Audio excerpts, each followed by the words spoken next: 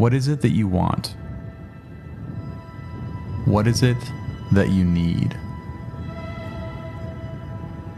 A remote clutch of jagged peaks, with severe granite walls rising out from the glaciers. Flanks more reminiscent of the towering walls of Yosemite Valley than most other parts of the Alaska Range. In 2008, fueled by stories of the best climbers of past generations, I had tried to climb these peaks and been proven unable. Reading through my journals from my first expedition to Alaska, I was astounded by how young my voice sounded. We are in fucking Alaska. My goodness gracious. This place is really big and really full on. The Alaska factor was in full effect. Holy shit. 14 years later, with Whit Magro and Dave Valfrey, I returned.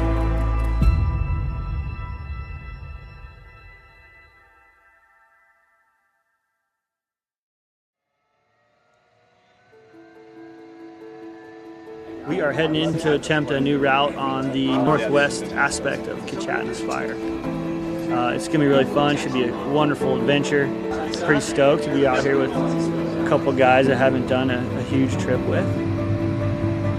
Flying into the Alaska Range was like swimming through familiar waters. I let the feeling wash over me as I stared out the window. Having taken more than a dozen expeditions into those peaks, they were familiar and full of memories. It was a range that had occasionally allowed me to ascend into the unknown, but just as frequently, it sent me home empty-handed, or worse. Then, through the windshield of the plane, granite spires dominated the view.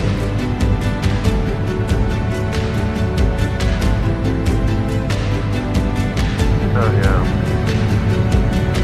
Look at that.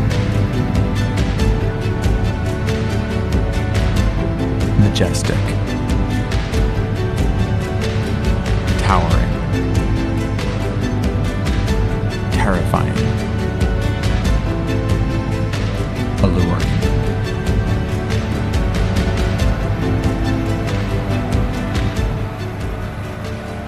Amongst the silence of the glacier and the walls, we jumped out and stood, looking at the peaks around us. The weather was perfect. There's a nice call up there. That's the call that was our high point on this thing back in 08. I'd say we put like get some water, get some camp set up, and then go ski. It just feels rejuvenating to be out here. And I think that the stoke is high, so it's time to get to work, and I think that we're all ready to really just get at it.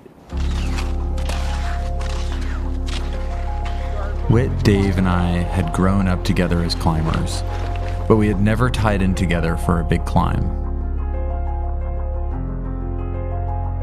Dave is a child of California sunshine, born to surf crashing waves of granite. Whit is a product of the Rockies, quick to smile and comfortable on nearly any mountain terrain, no matter the conditions. We looked at the walls only long enough to ensure conditions were right. So we've kind of picked out a line. It was sort of a seamless, unanimous decision on which way we want to try, and so we're going to go for it. The Bridwell route goes up the right side, up what he calls the ship's prow, and there's a big wall out to the left that's hasn't been tackled. And so the nature of the route really has sort of two parts to it, where you have to go big wall climbing, and then when you're done big wall climbing, you then have to go alpine climbing. We had each been on many expeditions and specialized in different styles of climbing. We each loved the mountains, and for each of us, to love them was to engage with them. We started by fixing ropes on the bottom of the wall.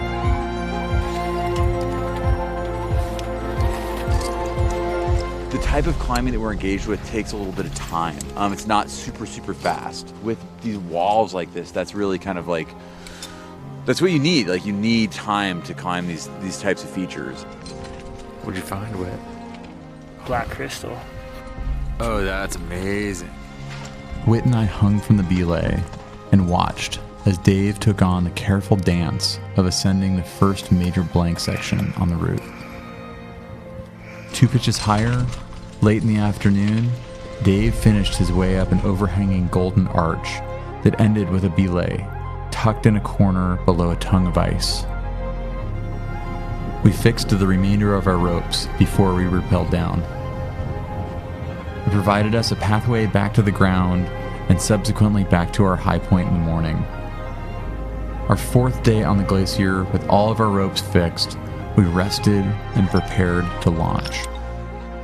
Essentially, we put 2 hard days in, back to back. We've got ropes up there, we've got things kind of fixed, so now we're ready to go and push onto the upper kind of mixed section.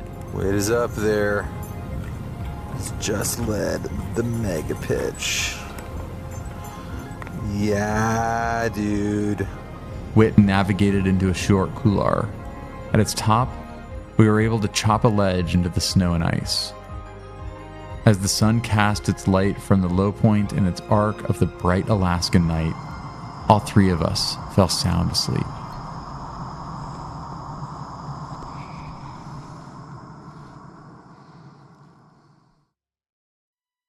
Each of us had survived many years of climbing, but none of us had emerged unscathed. We climbed with the memories of partners lost and close brushes with our own demise. Each of us loved alpinism, but also carried it as a burden. The following morning, I took the lead on the terrain above. Upper mountain, there's the summit in the background. Graham giving her on his block here, taking us to the ridge.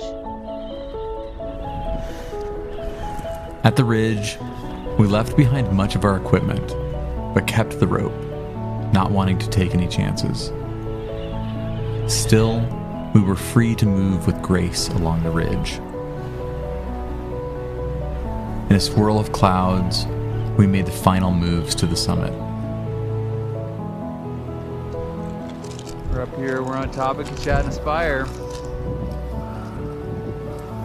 Brothers in arms. Oh yeah, we got this one forever. Yeah. We had leaned into many years of experience, and the descent went smoothly.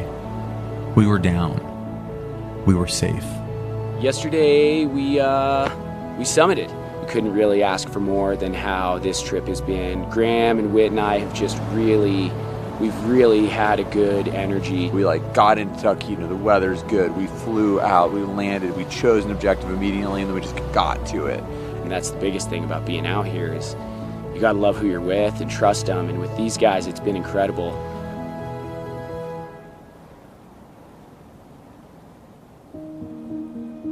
The following day, we were plucked off the glacier, headed back to civilization.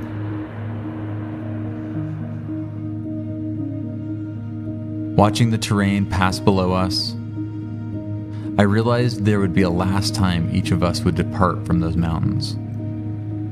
A goodbye after which we would never return in person. A point after which we would only visit in memories. But on this round, we had proven to ourselves that through experience, trust, and patience, we could maintain a wide margin.